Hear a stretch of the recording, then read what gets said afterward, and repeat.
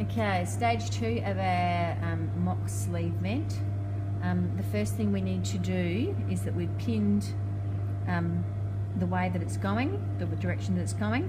What I can tell you straight away is this corner end here will be a bagged corner that will bag itself out, which means it'll turn back on itself and be stitched up. This corner here, with all the excess in the middle, is a mitered corner. And that's what we're going to do now. We're going to do a mitered corner into that point.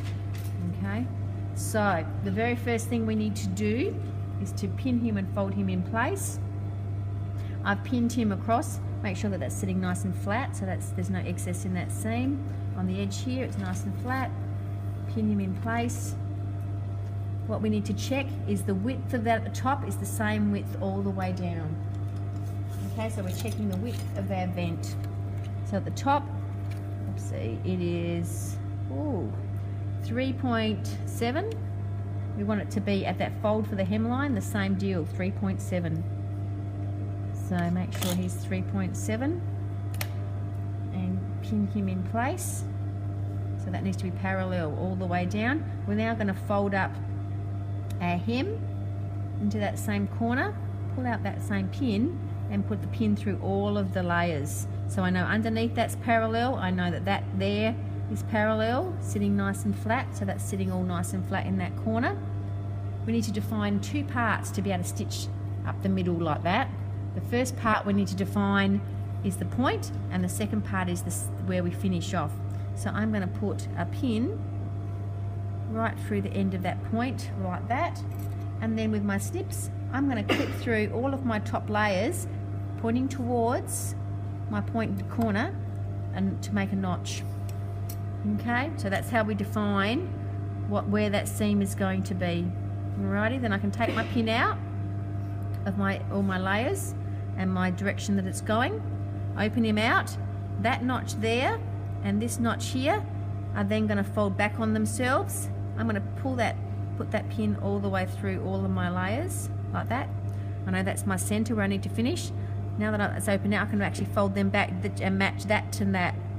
So we're matching those two notches back onto themselves like that. And then I'm going to be sewing from that diagonal notch that I've just created that's joining two layers all the way through to that point. Okay. And I've pinned him in place underneath. Back tack right where those notches are.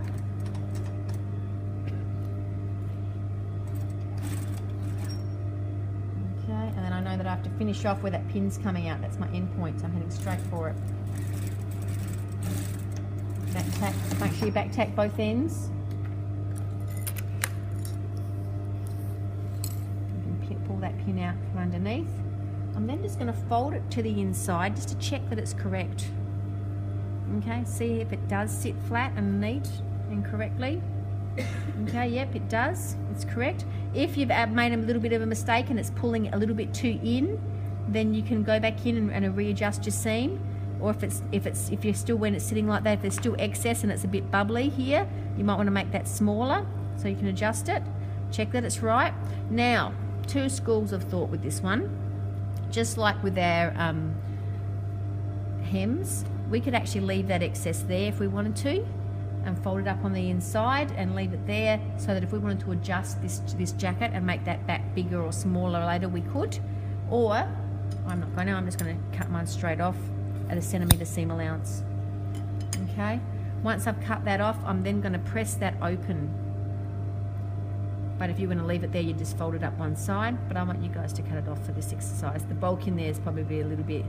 Press him open like that, and then you can actually just pull him through the other way. And he makes a, and that's called a mitered corner. He makes a nice little mitered corner for you.